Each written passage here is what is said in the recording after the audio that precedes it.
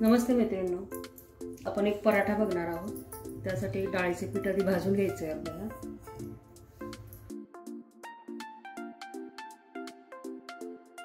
तांबूस रंगावर आपल्याला छान भाजून घ्यायचे आहे, त्यामुळे पराठा छान खमंग लागतो। भाजून झालेला आहे, गॅस बंद करते। गार करायला आपण आता एका प्लेटमध्ये काढून ठेवणार आहे पीठ। तर थोडंसं आपण चपातीला करतो भिजवतो त्यापेक्षा आपल्याला थोडंसं घट्ट मळायचं आहे। आता आपण फोडणी घालूया। तर गॅस मी लावून घेते, कढई गरमच आहे। कढईमध्ये आपल्याला घालायचे तूप किंवा तेल काही पण घातलं तरी चालतं। तर तुपाने एक स्वाद छान येतो। एक मोठा चमचा मी तूप घातलेला आहे। यामध्ये आपल्याला हिंग घालायचे।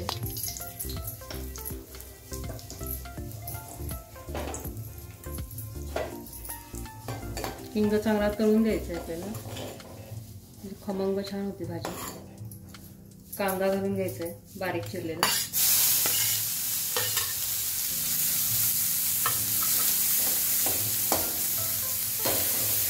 कांदा चांगला ब्राऊन कलरवर परतून घ्यायचा आहे। आता कांदा ब्राऊन झालेला आहे। यामध्ये आपण हे वाटण केलेलं आहे, मिरची, लसूण, कोथिंबीर आणि जिरं ते घालून घ्यायचे।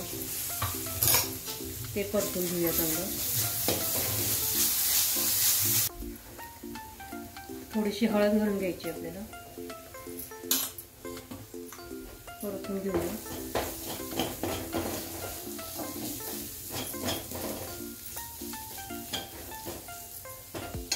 थोडंसं लाल तिखट घालायचं। हिरवी मिरची आपण घातलेलीच आहे, पण थोडंसं त्याला एक स्वाद छान येतो लाल तिखटाने। परतून घेऊया। तर आपल्याला पराठा कशाचा करायचा आहे मी अजून तुम्हाला सांगितलेलं नाही। तर मी दोडका खिसून घेतलेला आहे। तर दोडक्याची भाजी लहान मुलं खात नाही, त्यासाठी हा दोडक्याचा आपण स्टफिंग करणार आहोत। छान होतो हा पराठा। परतून घेऊया।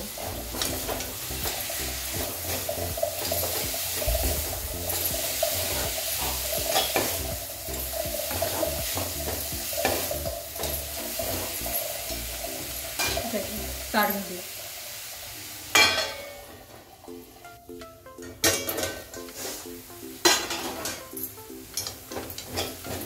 परतून घेऊया चांगलं। शिजायला काही वेळ लागत नाही ना,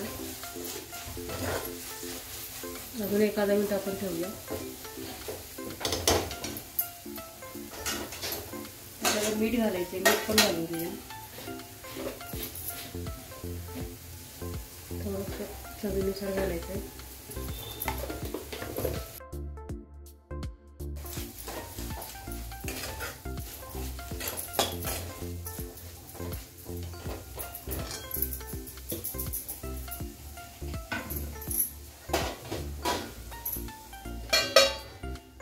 एखादा मिनिट आपण वाफ देऊ।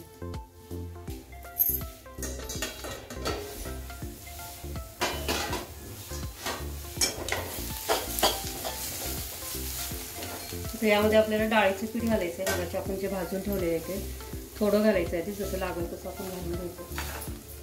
हे स्टफिंग आपल्याला कोरडं करायचं।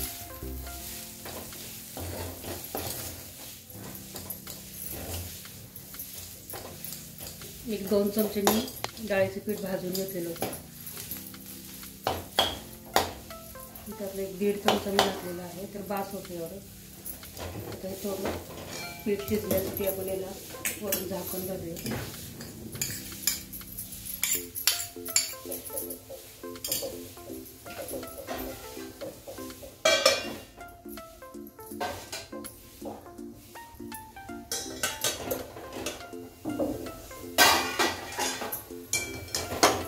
आपल्याला भाजी आपली झालेली आहे। वरून याच्यावर घालायची, गॅस बंद करायचा आणि वरून याला कोथिंबीर घालायची भरपूर अशी। आपण वाटणामध्ये पण मगाशी घातलेली होती, पण वरून पण स्वाद छान लागतो। मिक्स करून घेऊ आणि ही भाजी आपण आता गार करून घेऊ।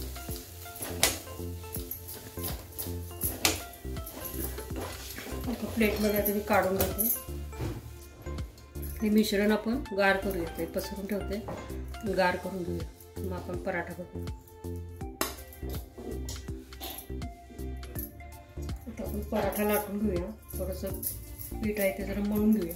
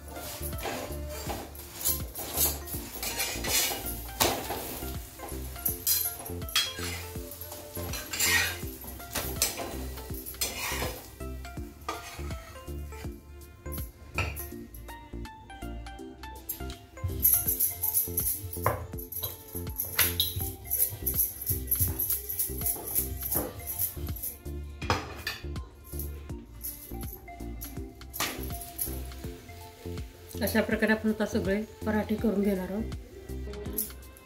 अशा प्रकारे आपले पराठे झालेले आहेत. छान लेअर येतात. असे जरी खाल्ले तरी चालतात किंवा लोणचं दही याबरोबर जरी तुम्ही खाल्ले तरी चालतात. स्टफिंग पूर्ण सगळीकडे पसरलेलं आहे. तर नक्की अशा प्रकारे रेसिपी करून बघा. लहान मुलांच्या डब्यांना किंवा मोठ्या माणसांच्या डब्यांना ही छान वाटते रेसिपी. भाजी कोण मुलं लहान खात नाही, मोठी माणसांना सुद्धा दोडका हा आवडत नाही. तर अशा प्रकारे रेसिपी करून बघा. आवडली तर लाईक करा, शेअर करा. नवीन असाल चॅनलला सबस्क्राईब करा. शेजारी बेल येते ती ऑल बटन प्रेस करायला विसरू नका.